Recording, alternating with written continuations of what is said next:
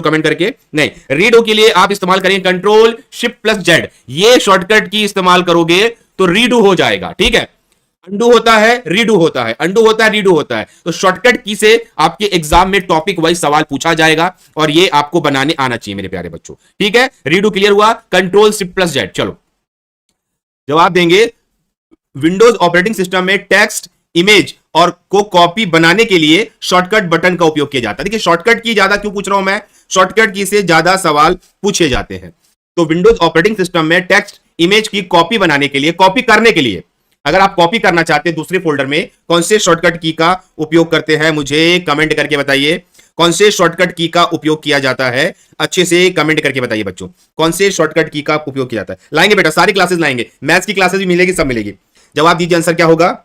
Control C. Control C से आप copy कर सकते हो, वहीं पे आपने अगर कंट्रोल वी किया है तो आप वहां पे पेस्ट कर सकते हो जो आप कॉपी करते हो। कंट्रोल के से क्या होता है? कंट्रोल लिंक, है ना, कंट्रोल लिंक। अगर आपको लिंक को करना है, कॉपी करना, पेस्ट करना है तो कंट्रोल की दबाती है बच्चा। ये टॉपिक के हिसाब से सवाल को समझना, शॉर्टकट की एक ऐसा टॉपिक है जहां से मैक्सिमम टाइम सवाल पूछा जाता है बच्चों। ठीक है, अगला question, option A, very good बेटा।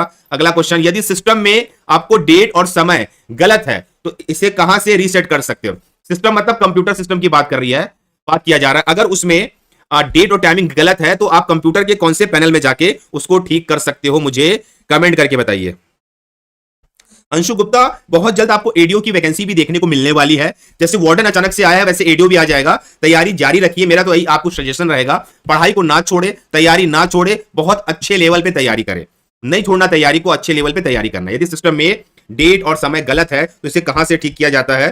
कंट्रोल पैनल, बिल्कुल सही है, कंट्रोल पैनल। देखिए कंट्रोल पैनल होता कहां है, अगर ये सवाल आएगा तो ये सेटिंग में होता है, कंप्यूटर के सेटिंग में जाके, कंट्रोल पैनल पे जाके। आप ऐसा नहीं है कि आप डेट चेंज कर सकते हो, आप डेट भी चेंज कर सकते हो, आप टाइम भी चेंज कर सकते हो, आप वॉलपेपर चेंज कर सकते हो, आप डिस्प्ले के कलर चेंज कर सकते हो, मतलब आप सारे चीज, साउंड को ठीक कर सकते हो, आप कंप्लीट पैकेज वहां पे ले सकते हो बच्चों। अगला क्वेश्चन, निम्न में कौन सा एक ऑपरेटिंग सिस्टम है, बताइए इनमें से कौन सा एक ऑपरेटिंग सिस्टम है? जवाब दीजिए बच्चों, सवाल बहुत अच्छा है।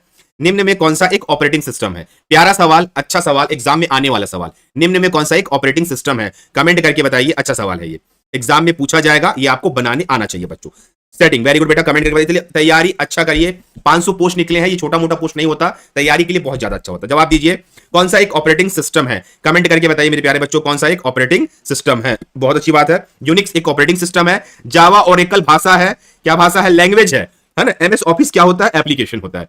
एमएस ऑफिस एप्लीकेशन होता है। एमएस ऑफिस के अंदर मिलेगा एमएस वर्ड, है ना, एक्सेल, है ना, पावर पॉइंट, ये एमएस ऑफिस के अंदर आपके पार्ट्स होते हैं जो काम करते हैं अंदर में। ठीक है, जावा और ओरेकल भाषा है, ये हाई लेवल लैंग्वेज की भाषा कहलाती है, इस बात को याद रखना। ठीक है बच्चा, क्लियर होना चाहिए। यहां से अगला सवाल लगा रहा हूं।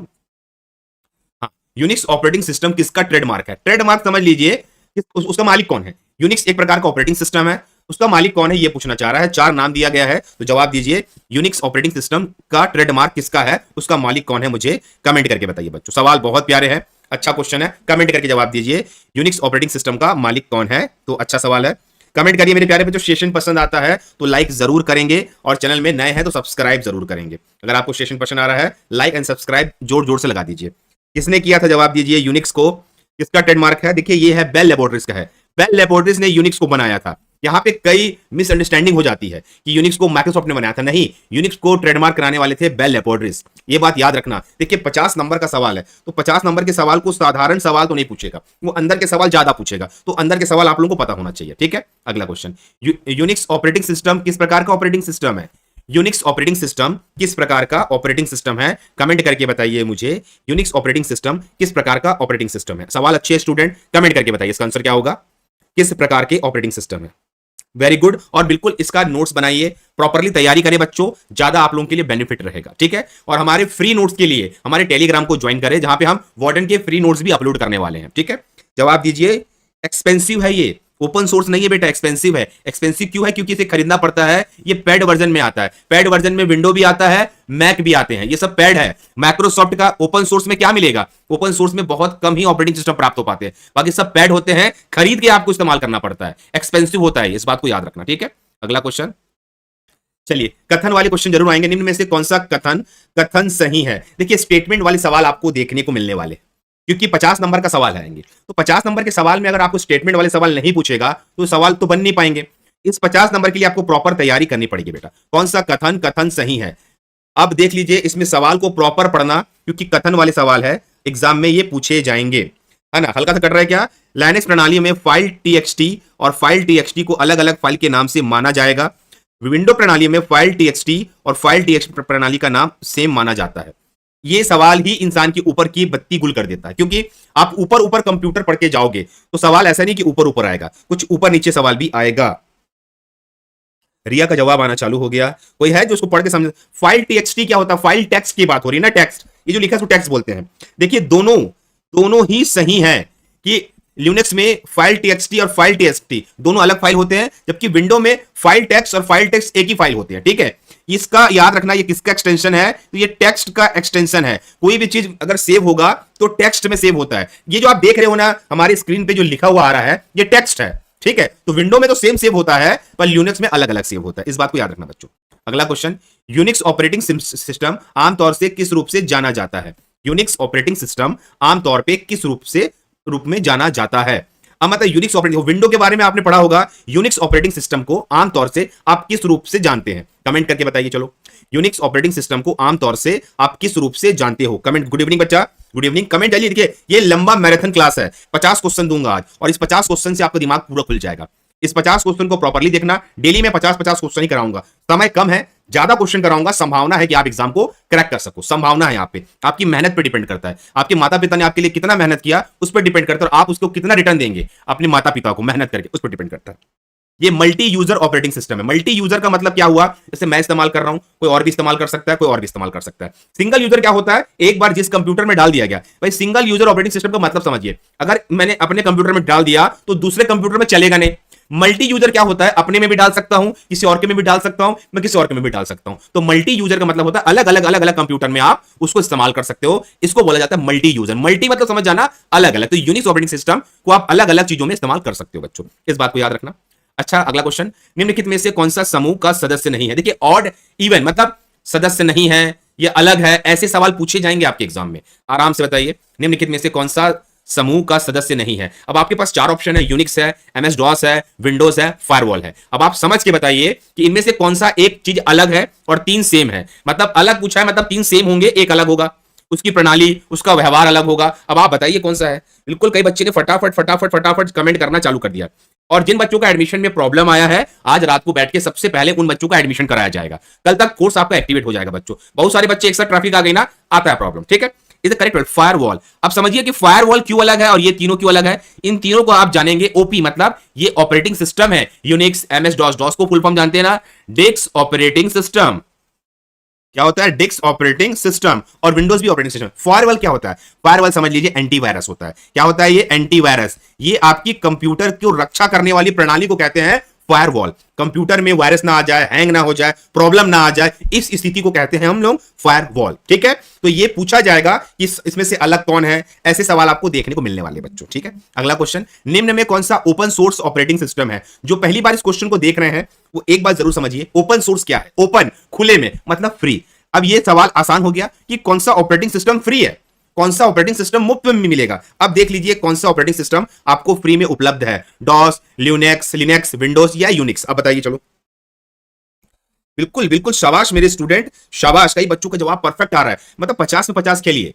बिल्कुल बाहुबली बनना है, बाहुबली की क्लास ले रहा हूं मैं सब बच्चों का, 50 में 50 खेलना है। तो जवाब दीजिए, आंसर क्या होगा। बिल्कुल, लिनक्स ऑपरेटिंग सिस्टम आपको फ्री मिलता है, डॉस फ्री नहीं है, ये पेड मिलता है, विंडोज तो खरीदना ही पड़ता है, और यूनिक्स तो महंगा है, इसको खरीदना ही पड़ता है। ये भी कॉन्सेप्ट क्लियर रखिए पढ़ते वक्त, इनके अंदर तो पढ़िए, पर ओपन सोर्स में कौन है। ओपन सोर्स का मतलब क्या होता है, इसकी जो कोडिंग है वो फ्री में उपलब्ध है, आप इसको जाके मॉडिफाई कर सकते हो, फ्री में अपने कंप्यूटर लैपटॉप में डाउनलोड कर सकते हो। ये चीजें भी आपको समझना पड़ेगा बच्चों, ठीक है। अगला सवाल लगा रहा हूं, चलिए अब सेक्शन आते हैं, चेंज करते हैं। सेक्शन में आ गए हम छत्तीसगढ़ में बेटा। छत्तीसगढ़ में सैला नृत्य में इनमें से कौन करते हैं। चलिए छत्तीसगढ़ में आ गए बेटा ना, हम सेक्शन वाइज क्लास ले रहे हैं। 10 क्वेश्चन कंप्यूटर के लिए, 10 अभी इसका लेंगे, और बाकी रहेगा जीके का। कमेंट करके बताइए मेरे प्यारे बच्चों। और ऐसी तैयारी जो आपको परफेक्ट मिलेगी अकाउंटिंग नोट्स के साथ, वो हमारे माध्यम से। टेलीग्राम को जरूर ज्वाइन करें, वहां पे आना कहानी वाला काम मत करें, वरना ये छूटा ना 500 पोस्ट, आपकी जिंदगी का सबसे बड़ी गलती हो जाएगी। जवाब दीजिए, सैला नृत्य कौन करता है। कमेंट करके बताइए सैला नृत्य कौन करता है। चलिए बच्चों, आ गया है सेक्शन छत्तीसगढ़ का, सैला नृत्य कौन करता है। Very good very good very good. चलिए और सही जवाब दीजिए, ऐसा नहीं कि आंख मूंद करके जवाब दे रहे हो, कई बच्चे आंख मूंद के जवाब दे रहे हैं।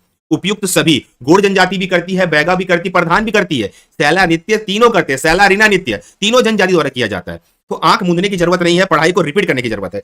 ये दशहरे के समय की जाती है बेटा, ठीक है, कब की जाती है नोट्स में बिल्कुल रखना, ये दशहरे के समय की जाने वाली नृत्य है। तो बेटा ये देखो कई बच्चे ने गलत जवाब दिया, यही फंक्शन होता है एग्जाम में, आप जिस फंक्शन में रहते हो इस चीज को याद करना। हाँ केवल पुरुष करते वो अलग मैटर है, पर यहां करते तो सभी है ना, इस बात को याद रखना, फंक्शन याद रखना। जो आप यहां घर बैठे गलती करोगे, सेम रॉन्ग सेम गलती आपके एग्जाम में भी होगा, वहां पे वही आदत अपनाओगे जो यहां अपना कर रहे हो, ठीक है। अगला क्वेश्चन करते हैं, उरांव जनजाति कौन सा नृत्य करती है, जवाब दीजिए। उरांव जनजाति कौन सा नृत्य करती है, कमेंट करके बताइए बच्चे लोग मेरे को, उरांव जनजाति कौन सा नृत्य करती है, बिल्कुल जवाब दीजिए बेटा, उरांव जनजाति कौन सा नृत्य करती है, जवाब दीजिए। 50 क्वेश्चन का मैराथन क्लास है, मैं डेली 50 क्वेश्चन की मैराथन क्लास लूंगा, ताकि मैं आपको जितना अपने से यूट्यूब में प्रोवाइड कर सकूं आपको करा दूंगा बच्चे लोग, है ना। आपका सही होगा सब्सक्राइब करना, बेल आइकन को हिट करके रखना। उरांव जनजाति कौन सा नृत्य करती है, आपने पढ़ा है, आपने 50 बार पढ़ा है, उस नृत्य का नाम है सरहुल नृत्य। कई बच्चों ने सही जवाब दिया है, कई बच्चों ने सही जवाब दिया है। साल वृक्ष में फूल आने के कारण, साल वृक्ष में फूल आने से, साल वृक्ष में फूल आने के बाद ये नृत्य किया जाता है, आने के बाद सरहुल नृत्य किया जाता है, सरहुल नृत्य किया जाता है। ये चीजें लिख लीजिए कॉपी में, ठीक है, उसके अवसर पे किया जाता है, ठीक है, मेरे हिसाब से आपने हिट कर दिया से। अगला क्वेश्चन, सरहुल नृत्य क्षेत्र का लोकप्रिय नृत्य है, ठीक है, चलो यहां जवाब दीजिए। सरहुल नृत्य किस क्षेत्र का लोकप्रिय नृत्य है, कमेंट करके बताइए मुझे। सवाल अच्छे स्टूडेंट, कमेंट करके जवाब दीजिए। सरहुल नृत्य किस क्षेत्र का, देखिए उरांव जनजाति करती है, ये तो आपने अगले क्वेश्चन में देख लिया, इसे करती कौन है, उरांव जनजाति। अब आपको क्षेत्र भी पता होना चाहिए, आपको कारण तो पता है ना, कारण क्या है कि जब साल वृक्ष में फूल आते हैं, साल वृक्ष में क्या आते हैं बेटा, फूल आते हैं, तब उस अवसर पे इस नृत्य को किया जाता है। यहां तक तो क्लियर है। क्षेत्र बताइए, आपको क्षेत्र भी डिफाइन होना चाहिए। जवाब दीजिए मेरे प्यारे बच्चों, किस क्षेत्र पे किया जाता है। अच्छा सवाल है ये, हड़बड़ाना नहीं है, संयम रखिए, पानी पीजिए, माइंड को शांत रखिए, आप एग्जाम पास कर सकते हो। हर भी व्यक्ति जो आज टॉप पे गया है वो नॉर्मल मेहनत करके ही गया है, और यही मेहनत है आपका। जवाब दीजिए, आंसर क्या होगा, Surguja is the correct answer, very good. तो क्या आंसर है, सरगुजा, बिल्कुल सही। अब ये चीजें दिमाग में बैठ जानी चाहिए, एग्जाम में ये गलत नहीं जाना चाहिए मेरे प्यारे बच्चों, जो गलत गया तो आपकी तैयारी बेटर नहीं है, ठीक है। अगला क्वेश्चन, गौर सिंह नृत्य किस जनजाति से संबंधित है, प्यारा क्वेश्चन है, जवाब दीजिए। तब तक मैं जल पी लेता हूं, जल पीना भी जरूरी है बीच बीच में। जवाब दीजिए मेरे प्यारे स्टूडेंट, जवाब दीजिए, आंसर क्या होगा, गौर सिंह नृत्य किस जनजाति से संबंधित है, जवाब दीजिए, कमेंट करिए। फिर इसमें हम हाईलाइट पॉइंट बनाएंगे, पॉइंट भी आपको याद होना चाहिए, हाईलाइट पॉइंट बनाएंगे, 3 पॉइंट तो है।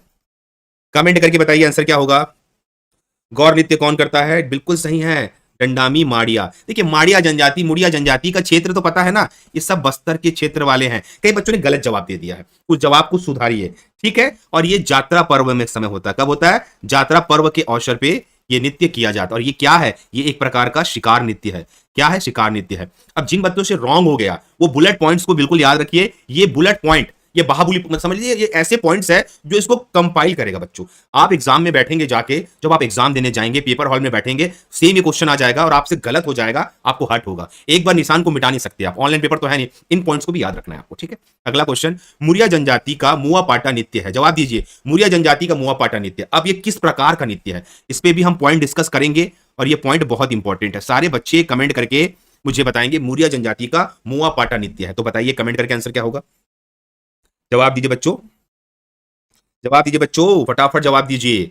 बहुत अच्छे अच्छे क्वेश्चंस मैं आप लोगों के लिए ले आ रहा हूं। आपसे रिक्वेस्ट है, वीडियो को लाइक कर दीजिए, चैनल को सब्सक्राइब करके बेल आइकन को हिट रखिए। जवाब दीजिए, देखिए शिकार नृत्य है, is the correct answer, very good.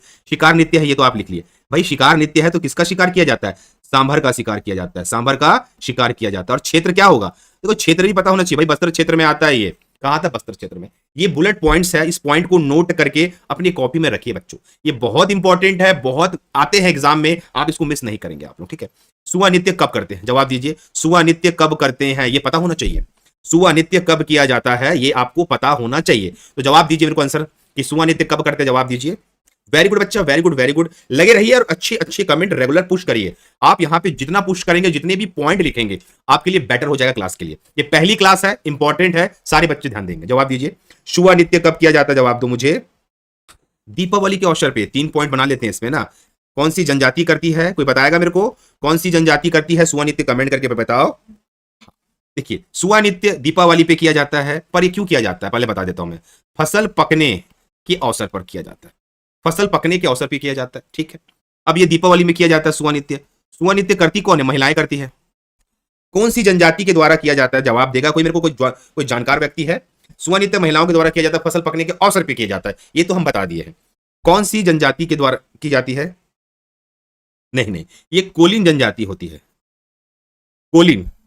Colin जनजाति के द्वारा किया जाता है, ठीक है मेरे प्यारे बच्चों। जिन बच्चों ने रॉन्ग किया है वो ठीक कर लेना। महिलाओं द्वारा किया जाता है, इज वेरी गुड पॉइंट, पर कोलिन जनजाति के द्वारा किया जाता है, इस बात को भी ध्यान में रखना है आप सब बच्चों को, ठीक है। अगला क्वेश्चन, गौर नृत्य कौन करता है? बिल्कुल बताइए मुझे, गौर नृत्य कौन सी जनजाति के द्वारा किया जाता है? मीरा सीरियस पढ़ाई करो बेटा, हंसी मजाक बाद में कर लेना, पढ़ाई सीरियस होना चाहिए। अच्छा खासा पोस्ट निकला है, आप अपनी लाइफ को डिस्ट्रॉय नहीं करेंगे। बताएं गौर नृत्य कौन करता है? कौन जनजाति की जाती? जवाब दीजिए। मस्ती मजाक बाद में, क्लास के बाद हम करेंगे मस्ती मजाक, पर अभी 500 पद को ऐसे लेना है जैसे घर से मिठाई खा रहे हो आप लोग। जवाब दीजिए। बहुत प्यारा जवाब आ रहा है, बिल्कुल सही जवाब आ रहा है। 3 पॉइंट इस पे लेंगे हम लोग, ठीक है। हाँ, 1 पॉइंट हम लेंगे क्षेत्र। माड़िया जनजाति, जनजाति तो क्लियर हो गया, जनजाति का नाम क्या है? माड़िया जनजाति। क्षेत्र क्या है? बस्तर है। अच्छा, एक क्या नृत्य है? एक प्रकार का शिकार नृत्य है मेरे स्टूडेंट, एक प्रकार का शिकार नृत्य है, ठीक है। गौर नृत्य कौन करते हैं? सवाल अगर एग्जाम में आ गया तो माड़िया जनजाति करते हैं, अगर क्षेत्र पूछा तो बस्तर बता देना, है ना। और कौन सा नृत्य है? प्रकार का शिकार नृत्य है, यात्रा पर्व के समय होता है। ये कब होता है? यात्रा पर्व के समय किए जाने वाला नृत्य है। इसको भी नोट करके रखेंगे आप लोग, ठीक है। अगला क्वेश्चन, किस नृत्य के विकास के लिए राजा चक्रधर सिंह प्रसिद्ध है? बहुत प्यारा क्वेश्चन। किस नृत्य के विकास के लिए राजा चक्रधर सिंह प्रसिद्ध है? कमेंट करके बताएंगे मुझे। प्यारा सवाल है, अच्छा सवाल है। किस नृत्य के विकास के लिए राजा चक्रधर सिंह प्रसिद्ध है? बताइए कमेंट करके। और ये आपने पढ़ा होगा, ये आपने जानते हो, जल्दी से बताइए, फिर हम इस पे कुछ पॉइंट डिस्कस भी कर लेंगे। कमेंट करके बताइए किस नृत्य के विकास के लिए राजा चक्रधर सिंह प्रसिद्ध है। बिल्कुल सही जवाब आ रहा है, मतलब ये होता है तैयारी। कथक नृत्य, आपको पता ना, बहुत बड़े नर्तक थे, फिर क्या थे? तबला वादक थे, और ये कहां के थे? रायगढ़ घराने के थे। कहां के थे? रायगढ़ घराने के थे। तो मेरे हिसाब से आपको एकदम फंक्शन क्लियर हो रहा होगा। चीजों को फंक्शनली क्लियर करिए ताकि आपका दिमाग वैसे ही काम करे जैसे आप एग्जाम में बैठोगे। आप घर से निकलोगे तैयार होकर एग्जाम में बैठने के लिए, ऐसे क्वेश्चन को गलत नहीं करना वहां जाने के बाद, ठीक है। अगला क्वेश्चन, चलिए अब ये आपका फेवरेट है, क्योंकि पीएससी ले रहा है तो इस टाइप के सवाल उनके फेवरेट सवाल होते हैं। इसको बोलते हैं कूट वाले सवाल, मतलब वो चाहता है कि कूट कूट के आप लोगों का दिमाग खराब कर दे। ये सवाल बहुत इंपॉर्टेंट है क्योंकि ये कूट वाले सवाल, एक तरफ लोक नृत्य दिया है, एक तरफ जनजाति दिया है। अब ये सवाल बनाने वाला व्यक्ति कौन है? फुल्की, कारसड़ा, सरहुल, गौर, इधर माड़िया, मुरिया, अबुझ माड़िया। अब आराम से पढ़ के बताइए क्या होगा। जवाब दीजिए मुझे प्यारे बच्चों, इसका आंसर क्या होगा? प्यारा क्वेश्चन है, एग्जाम में आने वाला सवाल है, क्लियर कॉन्सेप्ट है। अगर इसको बनाओगे तो ज्यादा बेटर है। कमेंट करके बताइए। और कई बच्चों के जवाब बहुत सही आ रहे हैं, शाबाश। मतलब बिल्कुल बिल्कुल बिल्कुल बिल्कुल हुल्की, बिल्कुल बिल्कुल हुल्की, मुरिया जनजाति, बिल्कुल। इसका क्या होगा? अबुझ माड़िया। इसका क्या होगा? उराव। और इसका क्या होगा? माड़िया। मतलब इज द करेक्ट आंसर। और याद रखिए पीएससी का पेपर है, वो आपको ऐसे सवालों में फंसा देगा। बात करेंगे अमृता, बात करेंगे। अभी ये सवाल देखेंगे, मैं कमेंट बाद में पढ़ लूंगा, ठीक है। ये सवाल अटका देगा। ऐसे सवालों को बनाने वाला व्यक्ति वही है, कॉन्सेप्ट जिसका क्लियर है, ठीक है। अगला क्वेश्चन, जवाब दीजिए। सामूहिक नृत्य जिसमें पुरुष स्वयं को महिला के रूप में सजाते हैं और होली तथा दशहरे के अवसर पर प्रदर्शन करते हैं, वह कौन सा है? बहुत प्यारा सवाल है। सामूहिक नृत्य जिसमें पुरुष क्या करते हैं? महिला की तरफ मेकअप कर लेते हैं और होली दशहरा में डांस करते हैं। कमेंट करके बताइए कौन सा नृत्य है वो। प्यारा सवाल है। और याद रखिए कि हम जो शर्मा कोचिंग क्लासेस में जितना मैं दे सकता हूं, जितना मैं कर सकता हूं, उतना करूंगा आप लोगों के लिए। रोज 9:30 पे 50-50 क्वेश्चन लेके आऊंगा। कोई हड़बड़ी नहीं, कोई गड़बड़ी नहीं, संयम से सवाल को बताया जाएगा। बिल्कुल सही जवाब आ रहा है। एक तो डंडा नृत्य किया जाता है, वेरी गुड बच्चों, बी नहीं है, डंडा नृत्य किया जाता है। क्या किया जाता है? डंडा नृत्य किया जाता है, ठीक है। इस चीज को कई बच्चे राइट बोल रहे हैं, नहीं राउत नाचा अलग है। अच्छा वो राइट है, राउत नहीं लिखा हुआ है, राइट लिखा हुआ है, राइट है ना। यहां पे कंफ्यूजन होने की स्थिति में अपन क्वेश्चन को चेक करा लेंगे, ठीक है। चलिए अगला सेक्शन आपको दिखता है सामान्य अध्ययन का। सामान्य अध्ययन से भी अच्छी खासे क्वेश्चन हमारे में आने वाले हैं। तो सामान्य अध्ययन में हम आ चुके हैं, तो देखेंगे सूर्य के नाभिक में जो ईंधन होता है। जवाब दीजिए। और यह है सामान्य अध्ययन। 20-25 नंबर का तो क्वेश्चन आएगा ही आएगा। देख लेते हैं एक बार, मैं सिलेबस चेक कर लेता हूं कितने नंबर का आ रहा है सामान्य अध्ययन। तो सामान्य अध्ययन आ रहा है आपका 15 नंबर का, ठीक है। जवाब दीजिए। सूर्य के नाभिक में ईंधन होता है। कमेंट करके बताइए मेरे प्यारे बच्चों, सूर्य के नाभिक में, जवाब दीजिए, जवाब दो कमेंट करके। सूर्य के नाभिक में ईंधन होता है और याद रखिए ये छोटे छोटे सरल क्वेश्चन लग के भगते हैं लोग। ईंधन क्या होता है, देखिए सूर्य के नाभिक में हीलियम भी होता है, हाइड्रोजन भी होता है, ठीक है।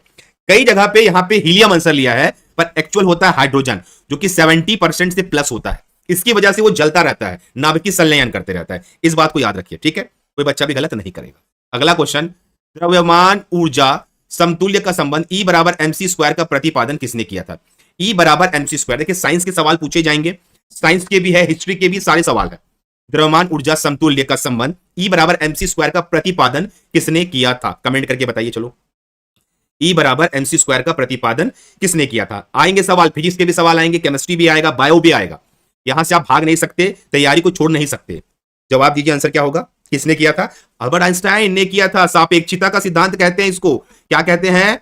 सापेक्षिता का सिद्धांत कहते हैं मेरे प्यारे बच्चों, याद रखना, ठीक है। इसके बारे में पॉइंट समझा रहा हूं। देखिए अल्बर्ट आइंस्टाइन ने, जो कि जर्मन वैज्ञानिक थे, 1879 से 1895 तक एक बहुत बड़े भौतिक वैज्ञानिक थे, जिन्होंने सापेक्षिता का सिद्धांत दिया, E बराबर mc स्क्वायर। और याद रखिए इनको जो नोबेल पुरस्कार मिला, ये सवाल कई बच्चे गलत करते हैं, इनको नोबेल पुरस्कार E बराबर mc स्क्वायर के लिए दिया गया। ये जो प्रकाश विद्युत उत्सर्जन की खोज 1921 में किए, उसके लिए इनको नोबेल पुरस्कार से सम्मानित किया गया। किससे सम्मानित किया गया? नोबेल पुरस्कार से। तो अल्बर्ट आइंस्टाइन को नोबेल पुरस्कार दिया गया था प्रकाश विद्युत प्रभाव के खोजने के कारण। इस बात को याद रखना। चलिए अगला क्वेश्चन, बल्ब का फिलामेंट किस धातु का बना होता है? कमेंट करके बताइए। आपके पास बल्ब है, आजकल तो एलईडी बल्ब आ गई है। बल्ब का फिलामेंट किस धातु का बना होता है? कमेंट करके बताइए बच्चों, आंसर क्या होगा? बल्ब का फिलामेंट किस धातु का बना होता है? आपने बल्ब देखा है, सारे बच्चों को पता है ना। Very good, very good, very good. किसका बनता है? टंगस्टन का। बल्ब का फिलामेंट टंगस्टन का बना होता है। इस पे पूरा एक अच्छा समझा दे रहा हूं ना। टंगस्टन धातु का उपयोग विद्युत बल्ब के फिलामेंट बनाने के लिए किया जाता है। ये बहुत उच्च गलनांक वाला एक मिश्र धातु है। टंगस्टन का गलनांक मतलब गलने का पॉइंट बहुत ज्यादा होता है। टंगस्टन फिलामेंट इसलिए बनाया जाता है कि इसका गलनांक अत्यधिक उच्च हो, जो कि 34,000 डिग्री सेंटीग्रेड होता है। इसके बिना ये गलेगा नहीं। तो याद रखिए, उसका आपको गलनांक भी याद रखना है। गलनांक इसका 34,000 डिग्री सेंटीग्रेड होता है, इसलिए बल्ब जलता है, हमें रोशनी प्रदान करता है बच्चों, ठीक है। फोटोग्राफी में प्रयुक्त, फोटोग्राफी में किसका उपयोग किया जाता है? कमेंट करके बताइए मुझे।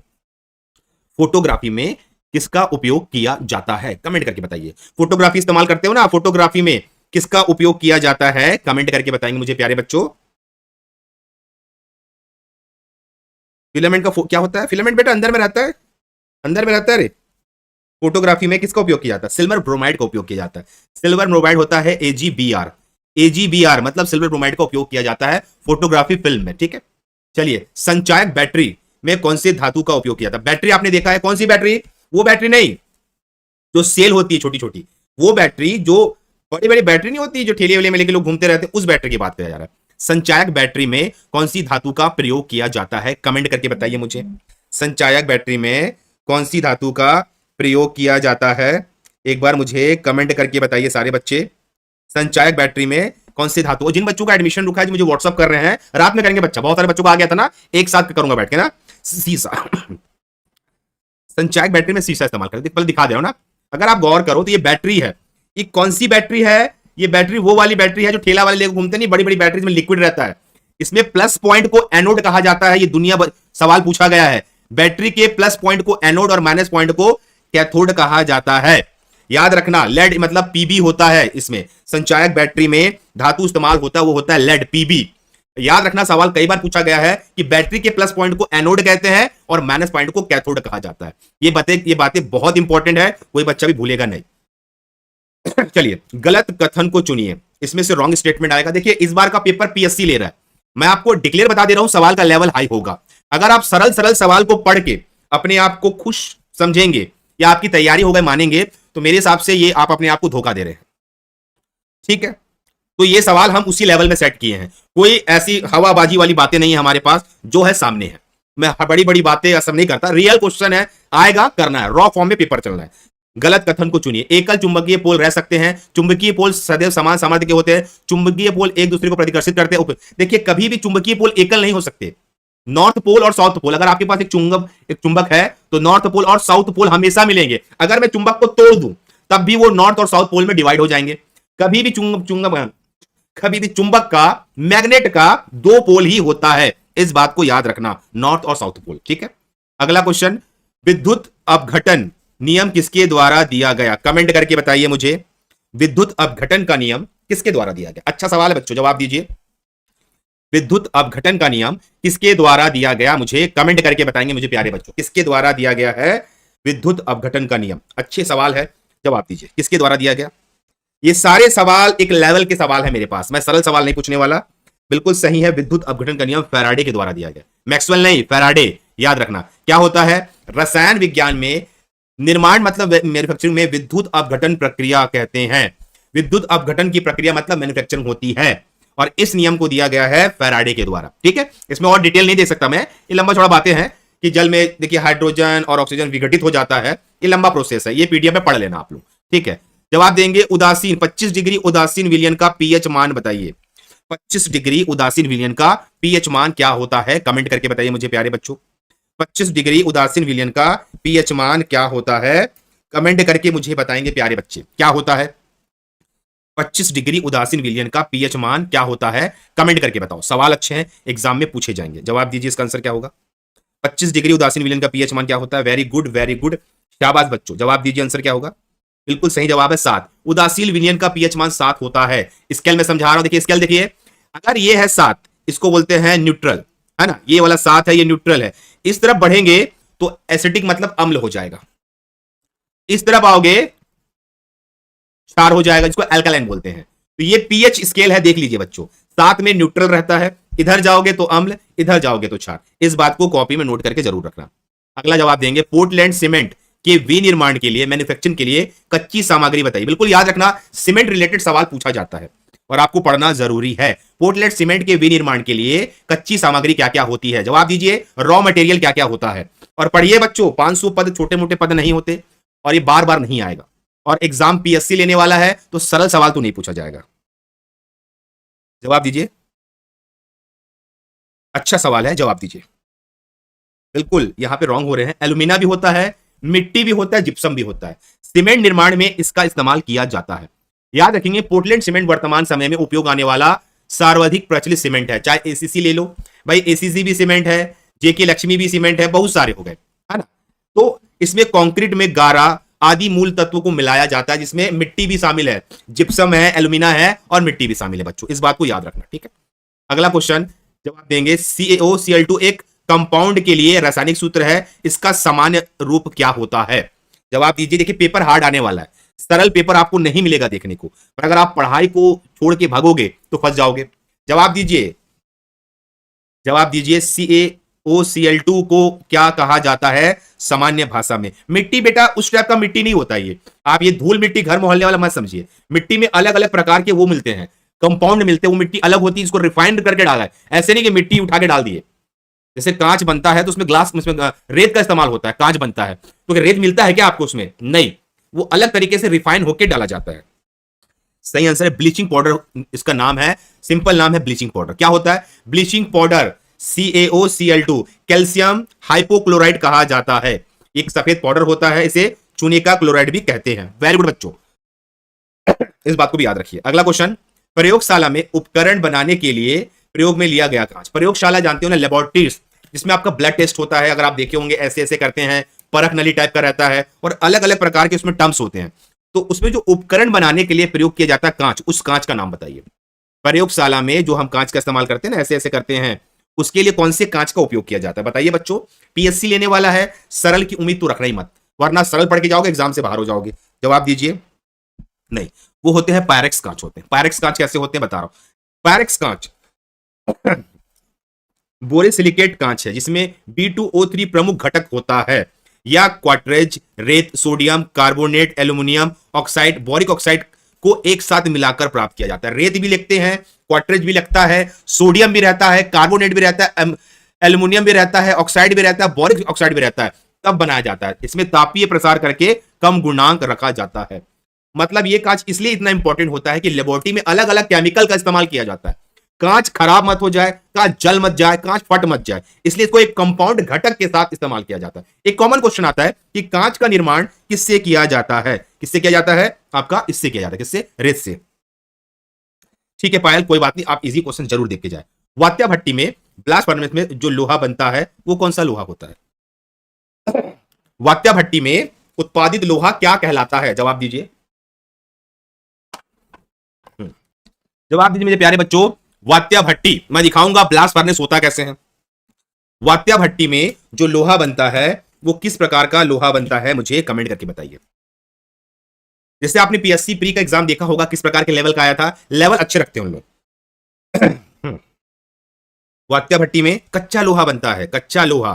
ठीक है, कैसे होता है देखिए, ये है वात्या भट्टी। जो बच्चे प्लांट में काम नहीं किए हैं वो देख लीजिए, ब्लास्ट फर्नेस के नाम से जाना जाता है। ब्लास्ट फर्नेस बहुत ज्यादा गर्म किया जाता है। ठीक है, बहुत ज्यादा गर्म किया जाता है वात्या भट्टी में और कच्चा लोहा बनाया जाता है। इसमें पिघलाना होता है वात्या भट्टी में। ठीक है, धातु को पिघलाया जाता है, इसको फर्नेस भी कहा जाता है। तो वात्या भट्टी का चित्र देख लीजिए, लोहा ऐसे जाता है और फर्नेस में गिर जाता है बच्चों। ठीक है, अगला क्वेश्चन, फॉर्मिल किसका 40% विलियन है, जवाब दीजिए। फॉर्मिल किसका, फॉर्मिल, जवाब दीजिए। फॉर्लिन किसका 40% विलियन होता है, कमेंट करके बताइए बच्चों, इसका आंसर क्या होगा। किसका 40% विलियन होता है, एक बार सारे बच्चे मुझे कमेंट करके जवाब देंगे, इसका आंसर क्या होगा। सारे बच्चे बताइए क्या होगा आंसर, जवाब दीजिए और कमेंट करते रहिए बच्चों। सवाल और अच्छे अच्छे आपके एग्जाम में आने वाले हैं, जवाब दीजिए। किसका अयस्क होता है, जवाब दीजिए। इसमें क्या होता है, हाँ, methanol is the correct answer. क्या होता है, मेथनॉल। कई बच्चों को ये सवाल थोड़े से टफ लग रहे होंगे क्योंकि वो तैयारी कर रहे हैं सीजी का, कंप्यूटर का, वो जनरल स्टडीज नहीं कर रहे हैं, फंसोगे आप लोग। ठीक है, फॉर्मिल का उपयोग किया जाता है जब फॉर्मेल्डिहाइड में पानी घोला जाता है तो उसे फॉर्मिल कहते हैं। इसका उपयोग कहां होता है बता रहा हूं, कीटनाशक में, खाद्य उत्पाद में और अंतिम संस्कार में भी इसका उपयोग किया जाता है। ठीक है, जवाब दीजिए, निम्नलिखित में से कौन सा एल्युमिनियम का अयस्क नहीं है, कमेंट करके बताइए मुझे। एल्युमिनियम का अयस्क नहीं है, जवाब दीजिए। आप याद रखिए, सिर्फ छत्तीसगढ़ से पास नहीं हो सकते, सिर्फ कंप्यूटर से पास नहीं हो सकते, ऑल ओवर चीजें कवर करनी पड़ेगी। जवाब दीजिए, निम्नलिखित में से कौन सा एल्युमिनियम का अयस्क नहीं है, कमेंट करके बताइए मुझे। कौन सा एल्युमिनियम का अयस्क नहीं है, कमेंट करके बताइए, कौन सा नहीं है अयस्क एल्युमिनियम का। सवाल ऐसे ही पूछा जाएगा साइंस के क्वेश्चन, जवाब दीजिए। कौन सा एल्युमिनियम का अयस्क नहीं है, बेटा एल्युमिनियम का अयस्क बॉक्साइड नहीं है, नहीं बेटा एजुजाइड नहीं है, एजुराइट नहीं है एल्युमिनियम का अयस्क, ये कॉपर का अयस्क है। किसका अयस्क है, कॉपर का अयस्क है। बाकी सभी एल्युमिनियम के अयस्क है। सवाल आएंगे ऐसे। ठीक है, स्वादिष्ट भोजन देखते ही मुंह में पानी आ जाता है, ये कौन सी प्रक्रिया है, कमेंट करके बताइए मुझे। आपने भोजन देखा स्वादिष्ट, आपके मुंह में पानी आ गया, वो पानी कौन सी प्रक्रिया है, देखिए पानी कौन सी प्रक्रिया है। पानी को जल भी बोला जाता है ना, आराम से कमेंट करके बताइए आंसर क्या होगा। भूपेंद्र गोस्वामी, ज्यादा हंसी आ रही है बच्चा तो ब्लॉक कर दूं क्या, अगर आपको ज्यादा हंसी आ रही है तो ब्लॉक कर देता हूं, क्योंकि मेरे को कोई दिक्कत नहीं होता, मेरे को पढ़ने वाले बच्चे चाहिए। 8000 बच्चे हमारे एप्लीकेशन के अंदर है, इसलिए ज्यादा मेरे को दिक्कत नहीं होता। जवाब दीजिए, कौन सी प्रक्रिया है ये। स्वादिष्ट भोजन देखते मुंह में पानी आ जाता है, वो है नेचुरल अनुक्रिया। देखिए नेचुरल, सॉरी, उदासीन अनुक्रिया। जल क्या होता है, उदासीन होता है। क्या होता है, उदासीन होता है ना, जल होता है उदासीन। तो पानी आना एक उदासीन अनुक्रिया है, मतलब पानी को क्या बोलते हैं, न्यूट्रल बोलते हैं ना, इस बात को याद रखना। अगला सवाल बातें बाद में करूंगा। यदि एक ए बी ग्रुप वाला व्यक्ति खून दे सकता है तो,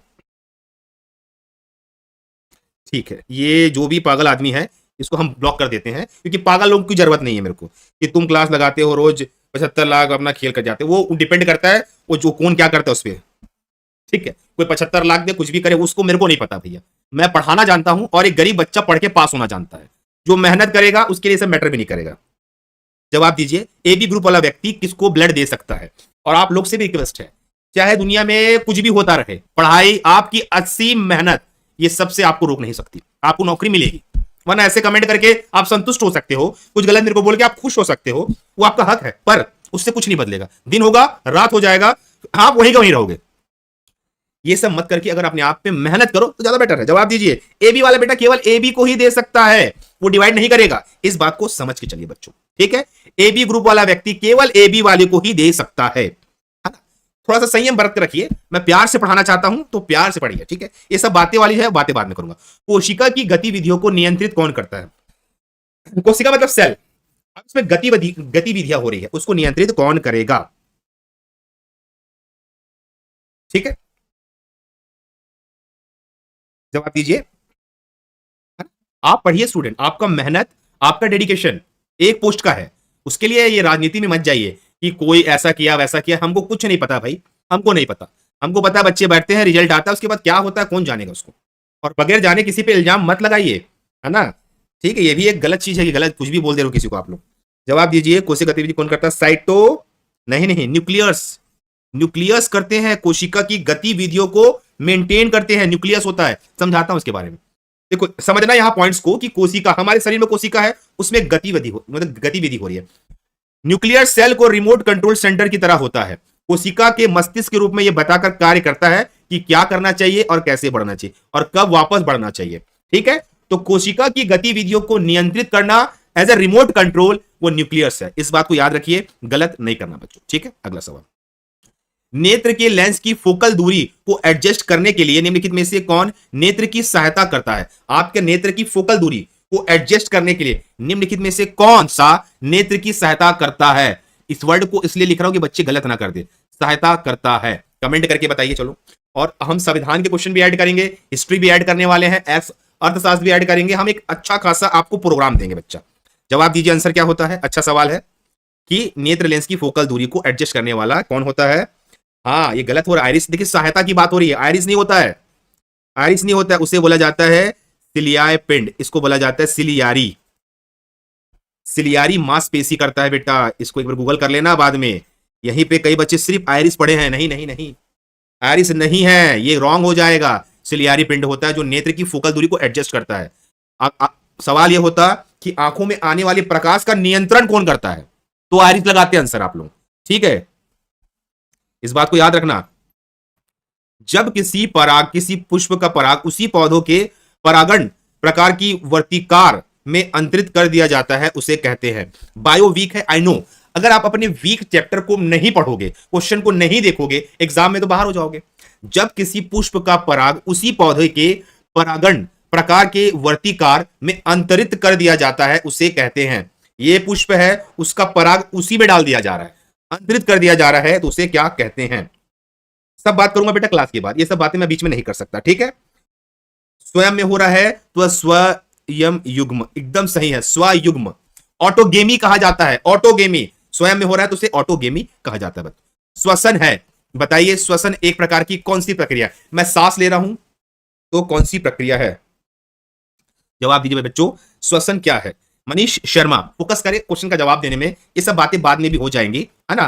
पढ़ाई से हो रही है तो पढ़ाई टाइप की टॉपिक को ध्यान दें। श्वसन क्या है, कमेंट करके बताएंगे मुझे। श्वसन क्या है, एक बार कमेंट करके सारे बच्चे बताएंगे श्वसन क्या है। नहीं नहीं, श्वसन होता है अपचाय, कैटाबोलिक प्रक्रिया। क्या होता है कैटाबोलिक प्रक्रिया? कैटाबोलिक प्रक्रिया, सांस लेना छोड़ना और मांसपेशियों में सांस का घुमाव होना, दैट कॉल्ड टू कैटाबोलिक प्रक्रिया। आपने साइंस नहीं पढ़ा है, समस्या हो सकती है। जवाब देंगे, गुर्दे की संरचनात्मक एवं कार्यात्मक यूनिट क्या होती है? गुर्दे की संरचनात्मक एवं कार्यात्मक यूनिट क्या होती है? कमेंट करके बताएंगे मुझे। सवाल बहुत प्यारे हैं, आप पढ़िए बच्चा, पीएससी एग्जाम लेने वाला है और साइंस के सवाल ऐसे आएंगे। कल हम इसमें ऐड करने वाले हैं आपका मैथ्स, आपका संविधान, इतिहास, भूगोल, इन सबको ऐड करके 50 का मैराथन कल और लेके आएंगे। ठीक है, सारे बच्चे टाइम से आ जाना। हाँ, क्या कहते हैं? जवाब दीजिए, नेफ्रॉन्स कहा जाता है। Correct answer. यूनिट होती है गुर्दे की यूनिट नेफ्रॉन्स। होता क्या समझेंगे? नेफ्रॉन्स को गुर्दे की संरचनात्मक और कार्यात्मक इकाई क्यों माना जाता है? किडनी में, आपकी किडनी में छोटे छोटे सूक्ष्म ट्यूबुलर होते हैं, ट्यूबुलर की संरचना होती है, इसलिए नेफ्रॉन किडनी की एक संरचनात्मक इकाई है। रक्त के लिए क्या होगा? नेफ्रॉन में होता है, निस्पंदन नेफ्रॉन में होता है। समझ रहे हो? देखो बायो वाले सवाल थोड़े से पार हो जाते हैं क्योंकि हमने पढ़ा नहीं है, इक्का दुक्का सवाल तो आएंगे बायो के। ठीक है, डायरेक्ट क्वेश्चन को याद रखिए बच्चों। ठीक है, अगला क्वेश्चन, निम्नलिखित में से एंजाइम में से कौन सा सामान्यतः वयस्क मनुष्य में विद्यमान नहीं होता? एक जवान मनुष्य में यह एंजाइम नहीं पाया जाता। जवाब दीजिए, ये एंजाइम नहीं पाया जाता। बहुत सारे एंजाइम हमारे बॉडी में बनते भी है, पाए भी जाते हैं, ये नहीं पाया जाता। वो एंजाइम कौन सा है मुझे कमेंट करके बताइए। निम्नलिखित में से ये एंजाइम कौन सा है मुझे कमेंट करके बताइए बच्चों, क्या होगा?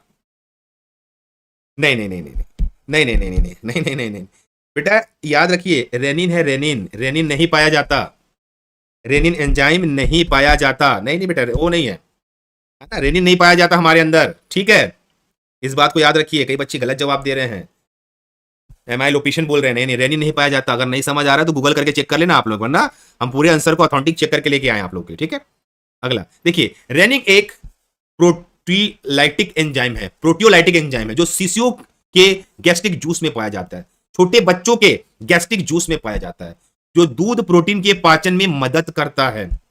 ठीक है, दूध प्रोटीन के पाचन में मदद करता है। रेनिन एक प्रोटियोलाइटिक एंजाइम है जो छोटे बच्चों के गैस्ट्रिक जूस में पाया जाता है। यह दूध और प्रोटीन के पाचन में सहायक होता है। रेनिन को काइमोसिन के नाम से भी जाना जाता है। यह गैस्ट्रिक ग्रंथियों की पेप्टिक कोशिकाओं द्वारा निकलता है। यह दूध प्रोटीन को केसिसाइन को पचाता है। बिल्कुल देख लीजिए, यहां पे क्लियर कर दिया। ये छोटे बचपन में बच्चों के अंदर उनके गैस्ट्रिक जूस में पाया जाता है। जब वो मां का दूध पीते हैं या बाहर का दूध पीते हैं तो उनको पचाने के लिए ये मदद करता है। काइमोसिन के नाम से भी जाना जाता है और ये गैस्ट्रिक ग्रंथियों में पाया जाता है बच्चों। तो मेरे हिसाब से क्लियर हो गया होगा। ठीक है, अगला क्वेश्चन लगा लेता हूं।